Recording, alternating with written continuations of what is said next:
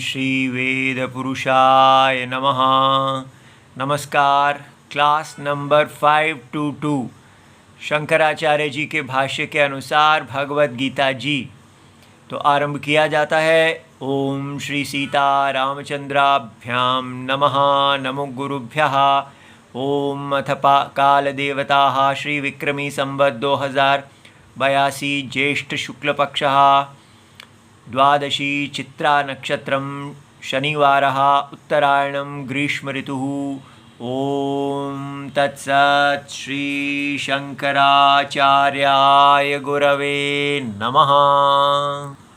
सर्वकर्माणि मनसा सन्न्यस्यास्ते सुखं वशी नवद्वारे पुरे देहि नैव कुर्वन्न कारयन्।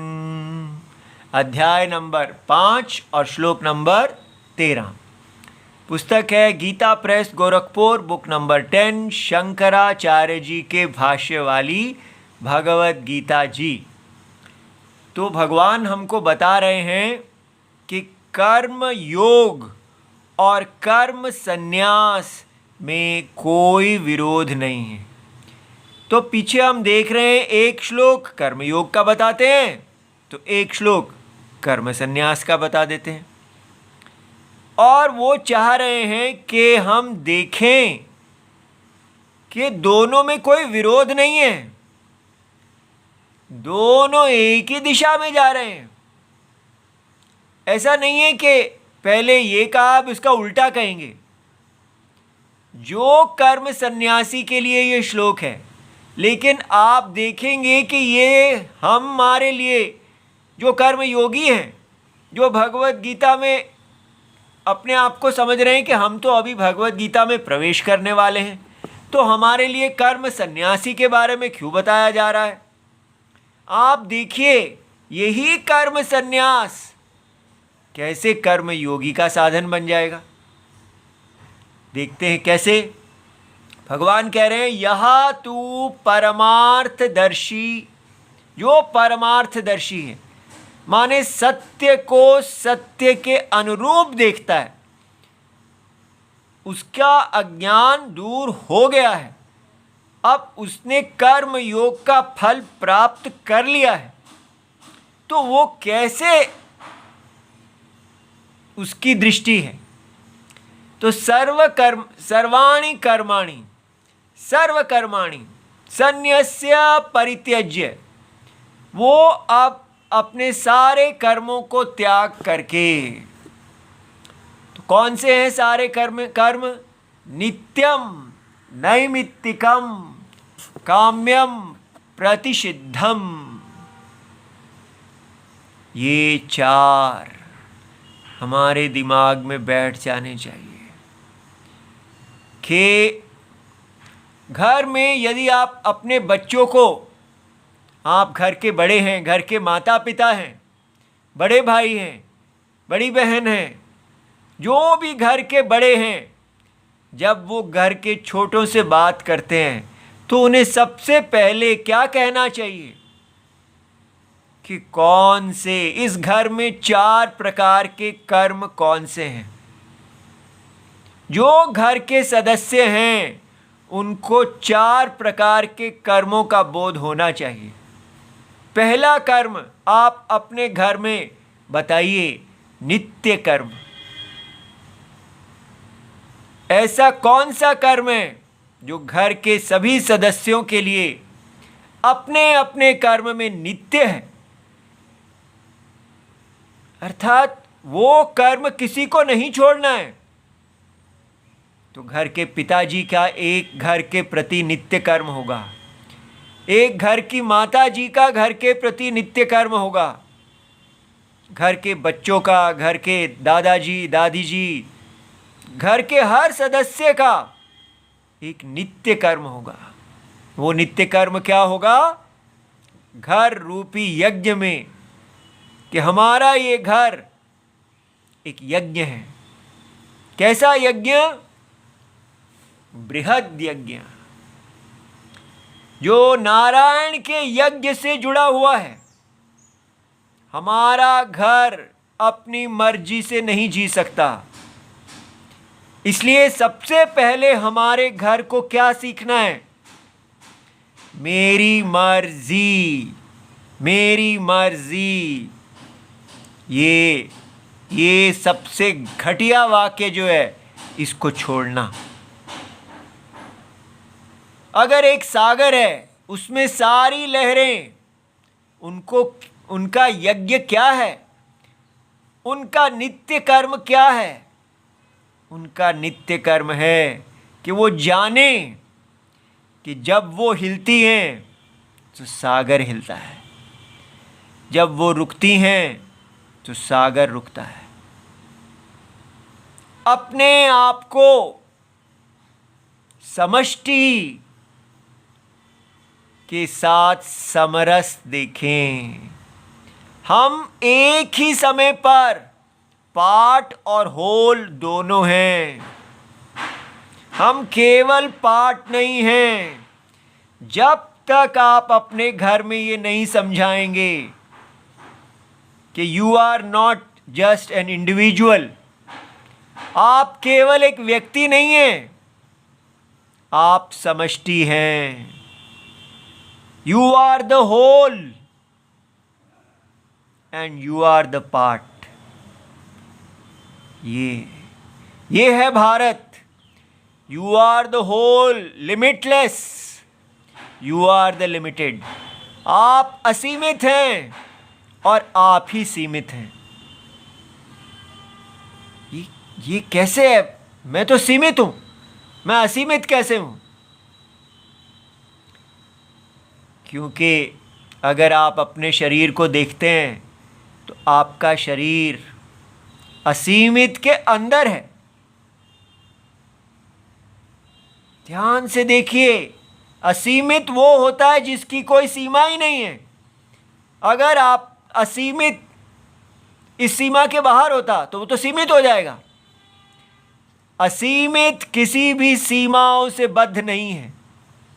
जैसे आकाश, वो आपके पेट में भी है।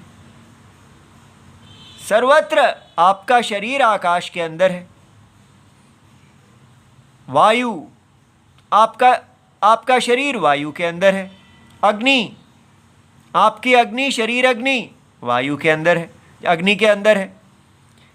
जल, आपका शरीर जल, समष्टि जल के अंदर है। आपका शरीर का पृथ्वी अनंत पृथ्वी के अंदर है। इसलिए हर सीमा असीमित के अंदर है और ये सारा दृश्यम असीमित में ही है। इसलिए उस लहर को बताना है, ये लहर, तुम्हारा शरीर असीमित शरीर के अंदर है। तो पहला लेवल हमको समझना है, हमारा शरीर सीमित शरीर असीमित शरीर के अंदर है। दूसरा लेवल है कि इस शरीर की आत्मा और असीमित शरीर की आत्मा एक है। आत्मा के लिए हम एक शब्द का प्रयोग करते हैं और शरीर के लिए अनन्य, कि ये शरीर असीमित से अन्य नहीं है, लेकिन आत्मा तो एक ही है। जल एक है और सागर का शरीर और लहर का शरीर एक है, वो अनन्य है। लहर सागर से अन्य नहीं है। सागर का शरीर व्याप्त है, लहर का शरीर व्याप्य है। सागर का शरीर कहीं अंत नहीं होता और लहर का शरीर सागर के शरीर में ही आता है, रहता है और चला जाता है। इस प्रकार लहर सागर के साथ समरसता बनाए। जैसे सागर की तरंगें हिलें, उसी के अनुसार लहर को हिलना है। लहर अपनी मर्जी से नहीं हिल सकती। ये है नित्य कर्म। सो हमें पहले अपने घरों को संचालित करना है। जो घर के बड़े हैं वो अपने आप को पहले इस महायज्ञ के अंदर स्थापित करने का तपस्या करें। ये कर्म योग है कि भगवान के इस महाशरीर के अंदर हम इस समय क्या हैं। भगवान का सिर है, भुजा है, जांग है, पैर हैं, किडनी है, क्या है, दिल है, क्या है। और वो हमारा कार्य है इस यज्ञ में। जैसे सूर्य, पृथ्वी, वायु, अग्नि, सब देवता, सिर्फ देवता ही नहीं, मनुष्यों को छोड़ के सभी प्राणी कभी भी मर्जी नहीं करते। जैसा उनको ब्रह्मा जी ने बनाया है वो वैसा ही कर रहे हैं। अपने स्वधर्म में वो भगवान के शरीर की मर्यादा का पालन कर रहे हैं। ये मर्यादा है। इसलिए नित्य कर्म हमको सदा देखना है कि जब हम चलें तो क्या समष्टि आत्मा चल रही है। जब हम हंस रहे हैं तो क्या समष्टि आत्मा हंस रही है। जब हम खा रहे हैं तो क्या समष्टि आत्मा खा रही है। जब हम बोल रहे हैं तो क्या समष्टि आत्मा बोल रही है। हर समय समरसता, कभी भी भगवान के साथ विरोध ना हो। अविरोध, इस शब्द को भगवान हर कक्षा में स्मरण करा रहे हैं। अपने आप को अविरोध बनाओ। नित्य कर्म का बोध हो कि मेरा नित्य कर्म क्या है। मैं मर्जी से नहीं जी सकता।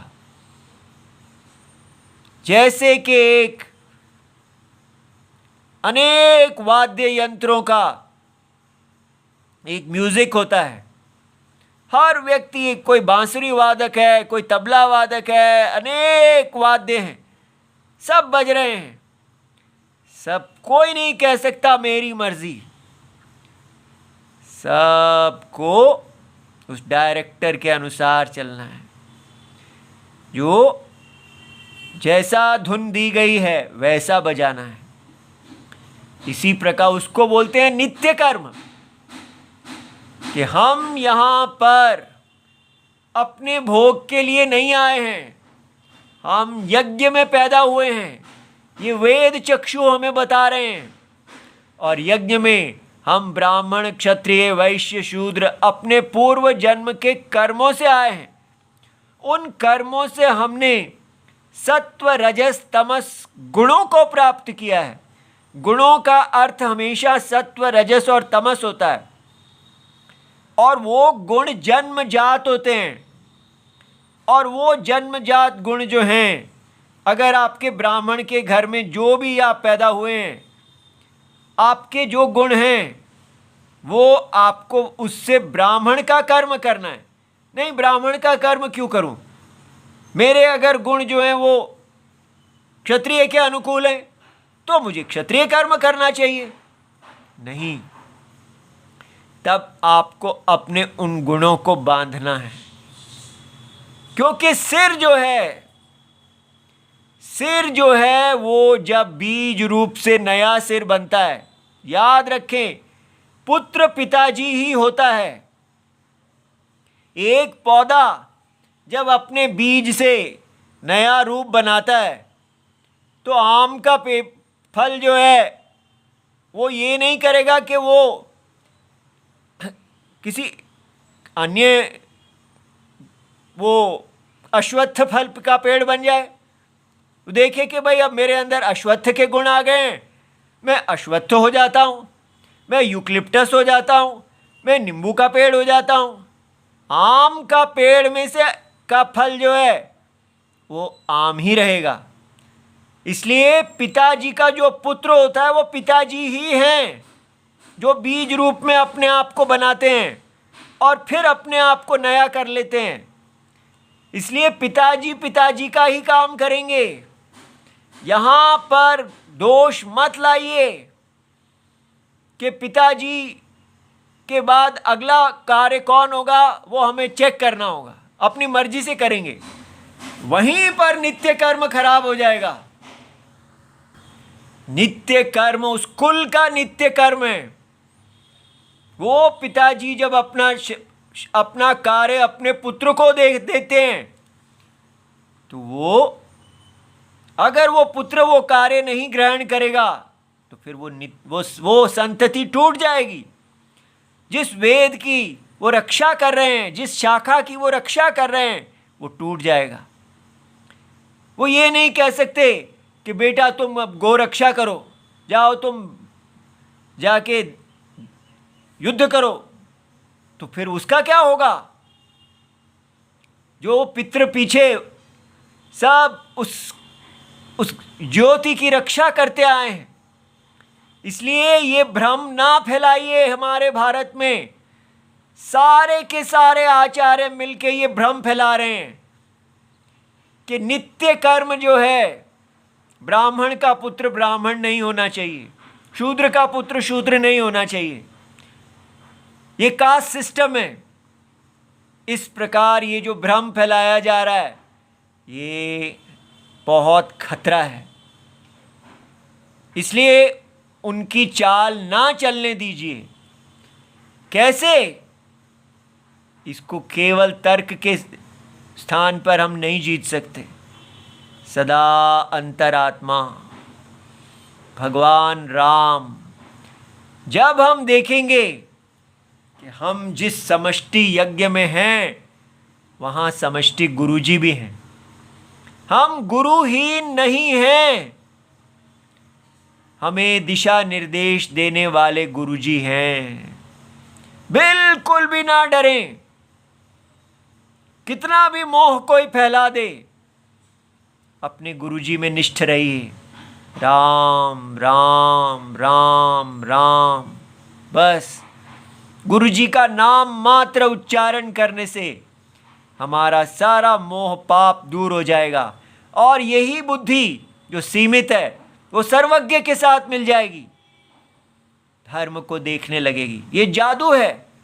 हमारा भारत बाहर से विद्या इकट्ठा नहीं करता, हमारी धी का प्रचोदन करने वाले अंतरात्मा हैं। इसलिए अंतरात्मा से टूटी हुई तार को जोड़ें। यहीं पर सबसे बड़ा चोट पहुंची है हमको। हम अंतरात्मा अपने गुरुजी से टूट गए हैं, और जिस क्षण हमें इसका बोध होता है उसी क्षण हम जुड़ जाते हैं। इसलिए टूटने के लिए चाहे कितने साल से टूटे हुए हैं, लेकिन जुड़ेंगे एक ही क्षण में। बिल्कुल भी भय ना करें। हमारे सीताराम जी अंदर हैं। हम हर व्यक्ति साक्षात सीताराम जी ही हैं। केवल उनके बच्चे ही नहीं हैं, हम सीताराम ही हैं। इसलिए हम जब आपको कह रहे हैं कि हमारी वाणी से देखिए सीताराम जी हैं, बोल रहे हैं नहीं, आप कह रहे हैं आप तो कोई चमत्कारी बाबा लगते हैं जो आपकी वाणी से सीताराम बोल रहे हैं। नहीं, हर भारतवासी, हर प्राणी के मुंह से सीताराम ही बोलने चाहिए, क्योंकि वो जगत की आत्मा है। ये हमारा तपस्या है, ये हमारा नित्य कर्म है। हमारी हर क्रिया सीताराम की क्रिया होनी चाहिए। चलना फिरना, उठना बैठना, खाना पीना, पहनना, कुछ भी करना, उसमें जिस भजन में राम का नाम न हो उस भजन को गाना ना चाहिए। पहले लगता था ये बहुत ही ऐसी सीधा सा भजन है, इसमें क्या है, और अब मुझे समझ में आया ये तो कर्म योग है। अर्थात जिस वाणी में राम जी की वाणी नहीं, उसको बोलना नहीं चाहिए। जिस चाल में राम जी की चाल नहीं, उसको चलना नहीं चाहिए। कुछ ये तपस्या है, ये नित्य कर्म है। इसलिए ये नित्य कर्म योगी जो है धारण करते हैं। उसके साथ नैमित्तिक कर्म जो किसी विशेष अवसर पे आते हैं, ठीक है। तो जब कोई विशेष तिथि होती है, वो दोनों शास्त्रीय कर्म हैं। इसलिए नित्य कर्म को गोइंग टू ऑफिस इत्यादि ना बनाएं। यज्ञ, ये वैष्णव यज्ञ जो है, इसमें आहुति देना नित्य कर्म है। उसके अंदर ही, ठीक है, भगवान मैं ऑफिस जाता हूँ, मुझे अपने शरीर यात्रा के लिए जा रहा हूँ, लेकिन वो ऑफिस जाना, हे राम जी, उसमें आप ऑफिस जाइए।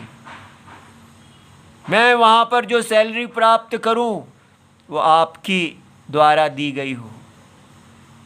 सदा भगवान से कहिए, भगवान मुझे किसी और का नमक नहीं खाना है, मुझे कोई इस दुनिया में प्रोग्रेस नहीं चाहिए, मुझे केवल मेरे यज्ञ का वर्धन चाहिए, मेरे राम जी का वर्धन चाहिए। जैसे हमारे पितृ जिए हैं, मुझे वैसे ही जीना है, आराधना करते हुए। ऐसा व्यक्ति जो सदा अपने एक एक प्राण से समष्टि यज्ञ करता है, वो काम्य कर्म उसके लिए कुछ नहीं रह जाता। उसकी एक ही कामना है, जिस भेसा मेरे साहिब रीझे, वो ही भेस धरूंगी। बस साहिब को रिझाना है, प्यार करना है। जैसे लवर्स होते हैं, वो चाहे उसको मान मिले या अपमान मिले, वो तो कहता है बस जिससे मैं प्यार करता हूँ उसी के लिए जीऊँगा। सारे सिखाते हैं, अरे भाई तू इतना अपमान क्यों होता है, वो देख वो लड़की तेरा इतना अपमान करती है, तू क्यों उसके लिए रसगुल्ला लेके जाता है। लेकिन वो प्रेमी अपनी उसके लिए लेके जाता ही है। इसी प्रकार उससे सीखें कि वहाँ तो वो आसक्त है, लेकिन जो अंतरात्मा से प्यार करता है उसको राम जी का कड़वा मीठा सब मीठा लगता है, ठीक है। इसलिए वो एक अलग प्रकार का प्रेम है जो अंतरात्मा से किया जाता है। वहाँ कोई कामना नहीं होती। वो जिस लड़की के लिए रसगुल्ला लेके गया, वहाँ वो सोचता है कि मैं इसको रसगुल्ला दूंगा और ये मेरे लिए भी रसगुल्ला बन जाएगी। वो कभी होता ही नहीं है। तो लेकिन राम जी को दिया हुआ रसगुल्ला सब कुछ राम जी ही दे देता है, ठीक है। उसका कोई तुलना ही नहीं है कि वो क्या दे देंगे। इसलिए कोई कामना नहीं रह जाती। और प्रतिषिद्ध कर्म तो छोड़ो, शास्त्र विहित कर्म तो वो सदा भगवान की आज्ञा पालन करेगा। तो ये कर्म योगी है। देखिए श्लोक था कर्म सन्यासी का, लेकिन ये 4 कर्मों में से कर्म योगी ने पहले ये 2 तो पहले ही छोड़ दिए। लेकिन नित्य और नैमित्तिक कर्म भी वो कहता है ये राम जी ही कर रहे हैं, मैं तो कुछ नहीं कर रहा, मैं तो कुछ नहीं बोला, मैं तो कुछ नहीं चला, सब मेरे राम जी कर रहे हैं। करने वाले भी राम जी, बस भक्त भी राम जी और भगवान भी राम जी। वो गायब हो गया, उसकी कथा ही खत्म, राम कथा। ऐसा है हमारा भारत।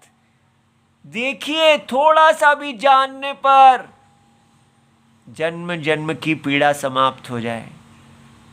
तो इस प्रकार कर्म सन्यासी के लिए देखिए नित्य और नैमित्तिक कर्म नहीं रहते, क्योंकि ज्ञान में वो देखते हैं, क्या देखते हैं, सर्व कर्माणि तानि मनसा विवेक बुद्ध्या। वो कर्म आदौ कर्म में अकर्म दर्शनम करते हैं, अकर्म संदर्शनेन। उनको जगत की आत्मा अकर्ता दिख रही है, ये उनके लिए ज्ञान है। लेकिन कर्मयोगी को भी ऐसा ही दिख रहा है। कर्मयोगी भी देख रहे हैं कि ये सारा कुछ तो भगवान की लीला है, ये रावण का आना और ये सीता जी को ले जाना और ये सब राम जी का रावण का वध करना, ये सब भगवान के अंदर ही हो रहा है। कैसी महालीला है ये। और वास्तव में परम सत्य आत्मा निर्गुण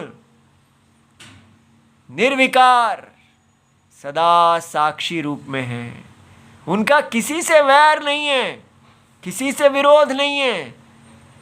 इस प्रकार वो कर्म योगी जो हैं वो भी देखो वो करते हुए अकर्ता हैं, और कर्म सन्यासी अब इनको छोड़ देते हैं, केवल शरीर यात्रा के लिए जीते हैं। तो देखिए कर्म सन्यासी और कर्म योगी में कोई भेद है? कर्म सन्यासी अपने घर में बैठे हैं, अपने बच्चों को पढ़ा रहे हैं, अपनी पत्नी से बातें कर रहे हैं, वो पत्नी जो है वो अपने बच्चों को सिखा रही है, अपने घर में सेवा कर रही है, दोनों सब कर्म। लेकिन करते हुए वो क्या देख रहे हैं? सब सीता राम, उनको और कुछ दिखता ही नहीं। इसलिए उनके लिए भी कोई कर्म नहीं है। ये बात समझ में आया कि कर्म योगी भी नित्य सन्यासी हैं। इसलिए जब हम सम्यक ज्ञान के बारे में पढ़ते हैं तो वो हमारे को कर्म योगी को लगता है ये तो मेरे लिए ही है, मैं कौन सा कर्म कर रहा हूं, ये सब काम राम जी कर रहे हैं। लेकिन लोग इसको क्या बना देते हैं? करते हो तुम और सब नाम मेरा हो रहा है। वो सारा पागलपन कि भगवान आप मेरे लिए सारे काम्य कर्म कर रहे हैं, मेरी इच्छाएं सब आप पूरी कर रहे हैं। यहाँ पर ही हम बैठे हुए हैं कि सारी मेरी जो इच्छाएं हैं, मेरा सारा काम हो रहा है, कर रहे हो तुम।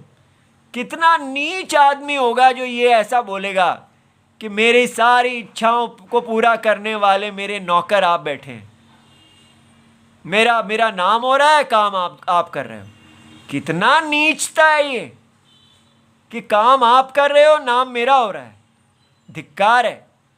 लेकिन अगर हम इसको ठीक प्रकार से देखें कि काम भी राम जी कर रहे हैं और नाम भी राम जी का हो रहा है, सब मान अपमान राम जी का है, काम भी राम जी का है। हम क्या कर रहे हैं? हम केवल बस ना हम रहे ना हम, तुम रहे ना तुम, हम रहे ही नहीं। व्यष्टि और समष्टि भेद प्यार में खत्म हो जाता है। जो प्रेमी होते हैं वो हमेशा एकता चाहते हैं, भेद नहीं चाहते। ये अभेद प्रेम है, जहाँ भेद रहता ही नहीं है। ये व्यष्टि शरीर समष्टि में घुल जाता है। इसलिए सर्व कर्म संन्यास।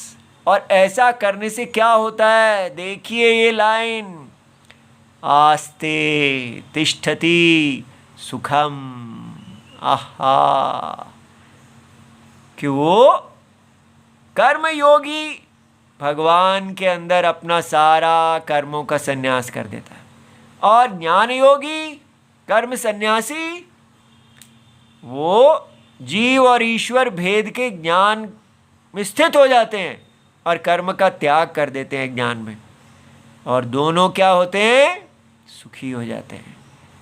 लेकिन दोनों तो अभी वैद्य के पास गए हुए हैं और वहाँ कह रहे हैं भगवान कुछ पेट नहीं पच रहा है, कुछ ऐसी औषधि दीजिए, भोजन पच रहा है।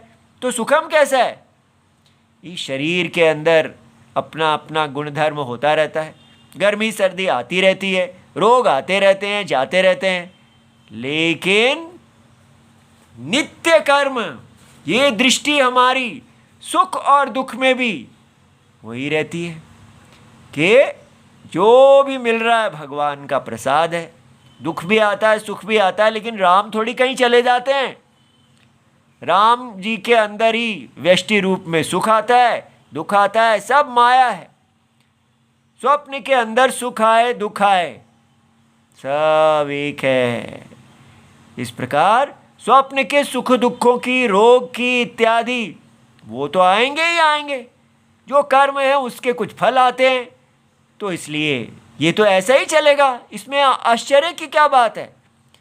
तो ज्ञान किस लिए होता है? ये देखने के लिए कि ये सब इस माया के अंदर कैसा ये यज्ञ है, और वो यज्ञ ऐसा कमाल का यज्ञ है कि उसकी थोड़ी सी भी बात करने लगो तो एक पैराग्राफ भी आगे नहीं बढ़ पाते हैं। क्या करें?